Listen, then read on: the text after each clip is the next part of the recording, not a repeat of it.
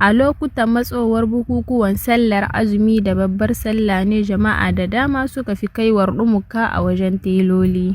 A al'ada dai abin da ake gani sai a wayi gari ana gobe sallah amma ga tulan kayan jama'a na a gaban teloli. Wasu lokutan ma har faɗa takan turmuƙe tsakaninsu da abokanin hulɗa, musamman saboda rashin cika alƙawari. Amma lamarin na da bambanci a shagon Raha Sidi Kutir da ke Yamai. Mu ba mu fuskantar irin waɗannan matsaloli gaskiya, saboda muna da ƙwararrun teloli waɗanda sun san aikinsu kuma sun san abin da suke yi. Muna ɗinki, an kawo mana ɗinki lokacin da mutum ya kawo shi ko yanzu kake buƙata muna baka kayanka saman lokaci. To muna teloli da 'yan Najeriya waɗanda sun iya ɗinki, sun san aikin, sun san me suke yi.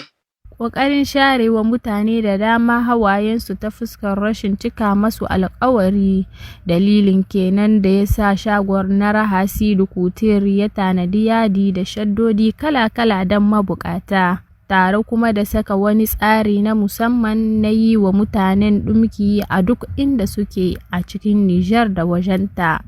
Shagon Raha Sidi Kutir dai alhamdulillah muna ɗinki na maza, na mata, na yara da na manya.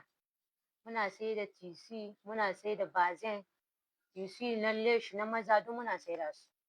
Ko da yake a cewar ta Rahina Lawan, domin kaucewa duk wani abu maras daɗi a riƙa kai ɗumki tun lokacin bai ƙure.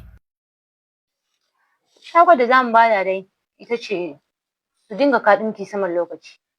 Idan sun ka ɗinki saman lokaci dole za su samu kayan saman lokaci.